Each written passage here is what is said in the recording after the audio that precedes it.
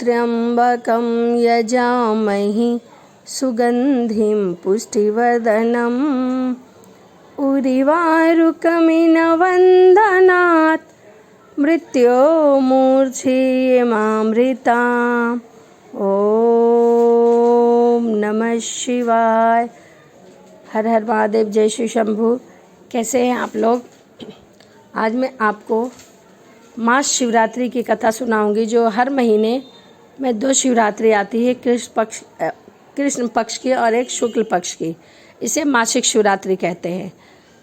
अधिकतर लोग मासिक शिवरात्रि का व्रत रखते हैं क्योंकि यह सभी फलों को प्रदान करने वाला होता है। आज मैं आपको बैसाख मास की मासिक शिवरात्रि की कथा सुनाऊंगी। तो चलिए कथा को शुरू करते हैं। प्राचीन समय की बात है कि एक चित्रभानु नाम का शिकारी रहा करता था। वह शिकार करने जाता और उससे उस मांस को बेचकर अपने परिवार का पेट भरा करता था। उसी नगर में एक साहूकार का कर्जदार था और आर्थिक तंगी के कारण समय पर उसका ऋण नहीं चुका पा रहा था, जिससे साहूकार को गुस्सा आ गया और उसने शिकारी चित्रभानु को शिव मंठ में बंदी बना दिया। संयोगवश उसी दिन मासिक शिवरात्रि थी, जिस कारण शिव मंदिर में भजन कीर्तन हो रहे थे और बंदी शिकारी चित्रभानु पूरी रात भगवान शिव जी के भजनों और कथा में आनंद ले रहा था। सुबह होते ही साहूकार ने उसे अपने पास बुलाया और ऋण चुकाने के लिए कहा। शिकारी चित्रभानु से कहा कि हे सेठ जी, मैं कल तक आपका ऋण अवश्य चुका दूंगा। उसका यह वचन सुनकर सेठ जी ने उसे छोड़ दिया, जिसके बाद शिकारी शिकार में जंगल में शिकार करने के लिए चला गया। किंतु पूरी रात बीत गई। गृह में भूखा और प्यासा होने के कारण वह थक गया और व्याकुल हो गया और इसी प्रकार वह शिकार के खोज में दूर दूर तक गया और सूर्यास्त होने लगा तो उसने सोचा, आज तो रात जंगल में ही बितानी पड़ेगी। ऊपर से कोई शिकारी भी नहीं आ रहा है जिससे शिकार कर कर मैं बेचकर सेठ जी का ऋण चुका दूँ। यह सोचकर वह एक तालाब के पास पहुंचा और भर पेट पानी पिया, जिससे के बाद वह बेल के पेड़ पर चढ़ गया। उसी तालाब के किनारे था। उसी बेल पत्र के पेड़ के नीचे शिवलिंग की भी स्थापना की गई थी, किंतु वह पूरी तरह बिल्कुल पत्तियों से ढका होने के कारण उस शिकारी को वह शिवलिंग दिखा नहीं। शिकारी चित्रभानु पेड़ में बैठने के लिए बेल की टहनियों पर पत्ते तोड़कर नीचे गिराने लगा। संयोगवश वह सभी टहनियाँ और पत्ते भगवान शिव पर गिरने लगे और शिकारी चित्रभानु रात्रि से लेकर पूरे दिन भर भूखा प्यासा था और उसी प्रकार उसका मासिक शिवरात्रि का व्रत पूर्ण हो गया। कुछ समय बाद जब तालाब पर पानी पीने के लिए गया, गर्भवती हिरनी आई और पानी पीने लगी। हिरनी को देखकर शिकारी चित्रभानु ने अपने धनुष पर तीर चढ़ा लिया और उसे मारने के लिए निशाना साधा। इसी पर हिरनी दौड़ी दौड़ी शिकारी के पास आई और कहने लगी कि मुझे छोड़ दो, मैं गर्भवती हूँ। तुम धनुष तीर मत चलाओ, क्योंकि अब इस समय मैं गर्भवती हूँ और तुम एक साथ 2 जीवों की हत्या कर रहे हो। परंतु मैं जल्दी ही प्रसव करूँगी, उसके बाद मैं तुम्हारे पास आ जाऊँगी, तब तुम मेरा शिकार कर लेना।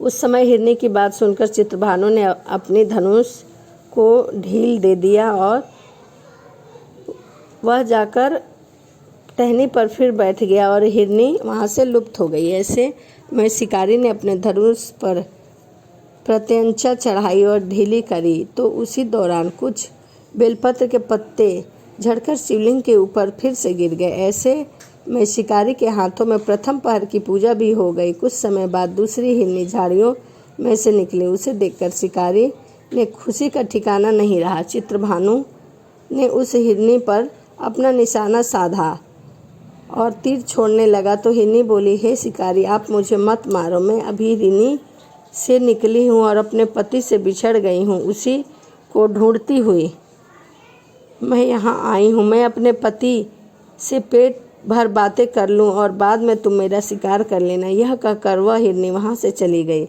शिकारी चित्रभानु अपना 2 बार शिकारी खो बैठा और उसे बहुत दुख हुआ और चिंता में पड़ गया कि प्रातःकाल सेठ जी का ऋण मैं कैसे चुकाऊंगा। जब शिकारी ने दूसरी हिरनी का शिकार करने के लिए धनुष पर प्रत्यंचा चढ़ाई तो कुछ बेलपत्र के पत्ते फिर झड़कर शिवलिंग पर गिर गए। ऐसे में तीसरी पहर की पूजा भी संपन्न हो गई। ऐसे में अर्धरात्रि बीत गई और कुछ समय बाद वह हिरनी अपने बच्चे के साथ तालाब पर पानी पीने के लिए आई। चित्रभानु ने जरा सी देरी नहीं की और धनुष पर प्रत्यंचा चढ़ाई और तीर छोड़ने लगा। इतने में वह हिरनी बोली, हे शिकारी, आप मुझे अभी मत मारो। यदि मैं मर जाऊंगी तो मेरे बच्चे अनाथ हो जाएंगे। मैं इन बच्चों को उनके पिता के पास छोड़कर आऊंगी। इसके बाद तो मेरा शिकार कर लेना। तब वह हिरनी की बात सुनकर शिकारी चित्रभानु जोर से हंसने लगा और कहा, सामने आए शिकार को कैसे छोड़ सकता हूँ। मैं इतना भी मूर्ख नहीं हूँ, क्योंकि 2 बार मैंने अपना शिकार खो दिया है। अब तीसरी बार नहीं खोना चाहता। हिरनी बोली, जैसे जिस प्रकार तुम्हें अपने बच्चों की चिंता सता रही है, उसी प्रकार मुझे अपने बच्चों की चिंता सता रही है। इनके पिता के पास छोड़कर वापस आ जाऊंगी, जिसके बाद तुम मेरा शिकार कर लेना। मेरा विश्वास करो। शिकारी राज हिरन की बात सुनकर शिवजी शिकारी को दया आ गई, उसे जाने के लिए कह दिया। ऐसे में शिकारी ने अपने हाथों से तीसरी पहर की भी पूजा कर ली। कुछ समय बाद वह मृग वहां पर आया। उसे देखकर चित्रभानु ने अपना तीर धनुष उठाया और उसने शिकारी के लिए छोड़ने लगा तो वह मृग बड़ी नम्रता से बोला, हे शिकारी, यदि तुमने मेरे 3 पत्नी और छोटे बच्चे को मार दिया तो मुझे भी मार दो, क्योंकि उनके बिना मेरा इस दुनिया में कोई नहीं है। यदि तुमने उनको नहीं मारा तो मुझे भी जाने दो, क्योंकि मैं उन 3 हिरनियों का पति हूँ और वो मेरी ही तलाश कर रही हैं। यदि मैं उन्हें नहीं मिला तो वो सभी मर जाएंगी। मैं उन सभी से मिलने के बाद तुम्हारे पास अवश्य आऊँगा। इसके बाद तुम मेरा शिकार कर लेना। उस मृग की बात सुनकर शिकारी पूरी रात घटना चक्र समझ आ गया और उसने पूरी रात उस मृग को बता दी। मेरी 3 पत्नियां जिस प्रकार प्रव करने गई, उसी प्रकार वो वापस आ जाएगी, क्योंकि वो तीनों अपने वचन की पक्की हैं। और यदि मेरी मृत्यु हो गई तो वो तीनों अपने धर्म का पालन नहीं करेगी। मैं अपने पूरे परिवार के साथ शीघ्र ही तुम्हारे पास आऊँगा। कृपया करके मुझे अभी जाने दो।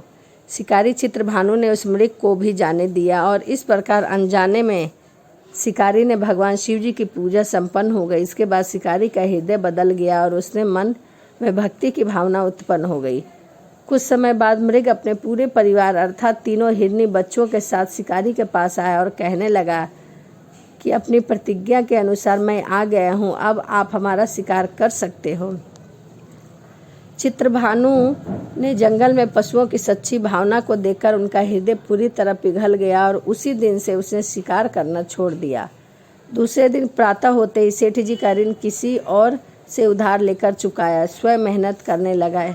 इसी प्रकार अपने जीवन का अनमोल बनाया। जब शिकारी चित्रभानु की मृत्यु हो गई तो उसे यमदूत लेने आए, किंतु शिवदूतों ने उन्हें भगा दिया और उसे शिवलोक में ले गए। इस प्रकार चित्रभानु को मोक्ष की प्राप्ति हुई। तो इसीलिए कहते हैं, जिसके नाथ भोलेनाथ वो अनाथ कैसे होगा। तो जिसका कोई नहीं है उसके भोलेनाथ हैं। और भोलेनाथ इतने दयालु हैं कि यदि भूल से भी एक बेलपत्र, एक लोटा जल उन पे समर्पित कर दे तो उसका भी परिणाम भोलेनाथ देते हैं। जैसा कि आपने इस कथा के माध्यम से सुना, जाने अनजाने में ही मासिक शिवरात्रि की व्रत शिकारी ने किया और जाने अनजाने में ही बेलपत्र और जल समर्पित किया, जिसे उसे शिवलोक की प्राप्ति हुई।